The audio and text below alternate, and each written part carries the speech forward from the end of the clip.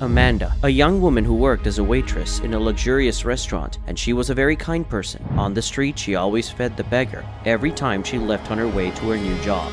The beggar was sometimes there, and other days not. She was always doing favors for the head of the restaurant. She gave more of herself than was asked of her. She was striving to be the most outstanding of them all. She had already been working for several months, and her eyes passed over several colleagues who were fired for many reasons. The restaurant was beautiful and cozy. Many rich and middle-class families used to go there and settle down to enjoy the best feasts. Some time ago, when she had just entered the first day, she was very captivated by the place. She knew instantly that the head of the restaurant had been changed a few days earlier. This information went unnoticed, but something that caught her attention was that in the front part, there was a space with a table with 4 chairs, and in it there was a family. A father with 2 sons and his wife looked very disheveled, and you could tell from their clothes that they were poor. As the days passed, she never saw them again, and things changed. As she made an effort to stand out, the boss always had her as a referee for a good worker. She had seen him throw many children and beggars into the street, because according to him, it was not allowed, and they made the place look bad. She obeyed everything the new boss told her, and that's how she got a raise. On the other hand, she always helped people in her way. She had never had to face a situation where she had to evict someone from the premises. But one night, her true personality and principles would be put to the test. A small beggar burst through the diners and entered the restaurant. Nobody was able to stop him. That same day, the owner of the restaurant came to dinner with the family. The young woman, seeing the boy, tried to stop him, but the boy was hungry and ignored her. The little boy had gone to the bathroom and then walked all over the restaurant premises, sneaking around and getting away from being expelled. He seemed to be waiting for something. However, things would start to get out of hand. The beggar was now trying to get into the kitchen. He wanted something to eat. Amanda felt that she shouldn't be so rough with the boy. She also couldn't make much noise. Well, the owner of the restaurant himself was very close to the scene with his family and had invited the head manager of the restaurant to sit with him that day. He was giving him a report of things relating to the restaurant. She told herself in her mind that she had to handle the situation without anyone noticing. She sneaked between the tables so she could look for the little one. She was heading to the kitchen when she then saw him with a plate of food on the floor.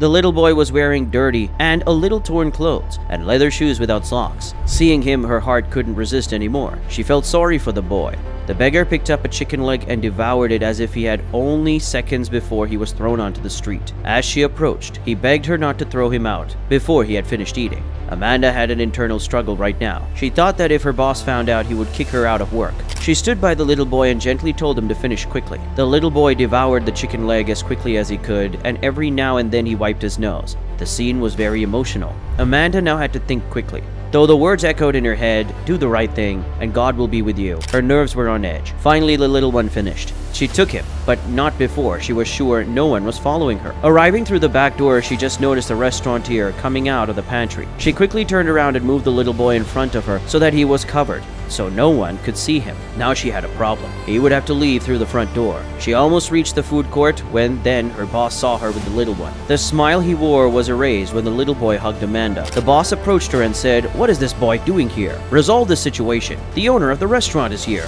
Through clenched teeth, he repeated again, "Get rid of this boy and do it now. If not, I swear you will lose your job." Then she took the boy by the arm and almost dragged him. She had to go into that because her job was at risk. Then while she was doing that, someone seemed to recognize her. "Stephen, is that you?" When Amanda turned around, she couldn't believe who that man was. It was a beggar she always fed on the street. "Miss, forgive my son. It always escapes me. It won't happen again," he repeated and made a sign of supplication that he would not retaliate against the boy.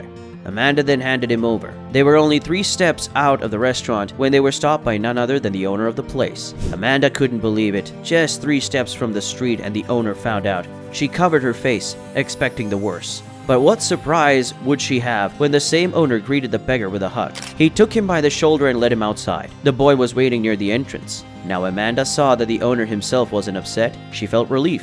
But then her mind started to wander. What was going on here?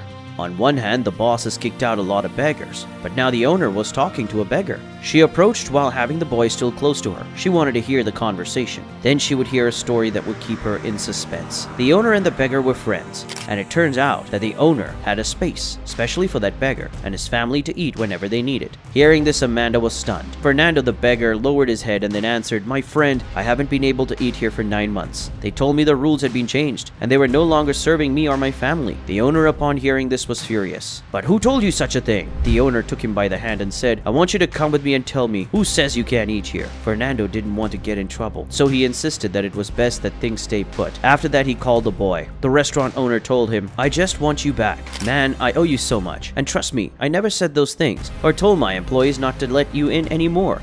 Wait for me here," the owner told him. As soon as he entered, he called the employees and especially the head of the restaurant. This one arrived and couldn't stand to see the beggar with contempt. They were gathered there, and although diners complained about the lack of attention, the owner said he wouldn't charge them if they would just listen and wait a moment. So silence reigned in that space, and even the children fell silent when they heard the energetic voice of the restaurant owner. "A year ago, I was leaving my restaurant when I suddenly ended up on the floor, with no idea what was happening to me. My employees were scared, and I assumed that because of their nervousness, no one called a doctor. My life was almost gone. I had my son next to me crying. I could see him, but I couldn't move, let alone speak. Then that man came to me, took off my coat, and was on his knees. He placed his hands on my chest and gave me CPR. There were many people, but only he dared to do something for me. And while he was massaging my chest, although it felt amazing, slowly I started to feel like I was landing on the ground again. I started to feel things again and breathed it little by little. I never forgot that day. This man you see here is the one I'm talking about. He saved me. I was burdened with debt. And that's why this restaurant, which is full today, has any customers at all. In those days, I had bet the last money I had, and the bank called me at the time. Yes, friends, the product of this gave me a heart attack. Fernando saved me, and I promised him that he and his family could eat at this table and not go hungry, as long as the restaurant existed, and as long as they wanted to. I had no money to give them. I was broke, but I had food and the desire to serve him as he served me. If it wasn't for this man, no one here would be eating anything, much less would you have a job right now. I owe him a lot, because days later it appeared in the newspaper. They took pictures of him eating at my restaurant. Journalists interviewed him inside my restaurant, and so many people came to know this place. They also knew that I was the owner, and that we had the best dishes, and also that we fed Fernando's family. What happened next? Well, in just 1 year, I'm about to open my 3rd restaurant in Venice in honor of him. I come to thank you and promise that he and his family will eat at my restaurant in the same place with the best view. Just imagine. He was going through depression and he helped me without thinking. I thought about telling him that I could only feed him and his family, but now not only will I give him this, but I will take him to work with me. I will repay the favor he once did me in some time, and I wish with all my heart that he could accept. People who heard such a speech could not hide their astonishment, and some even cried.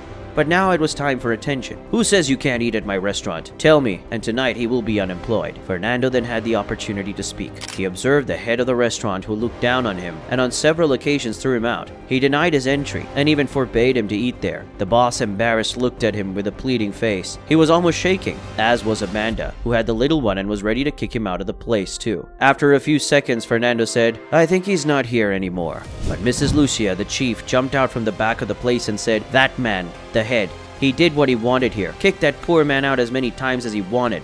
Not only Fernando, but many others we used to help on your orders, sir."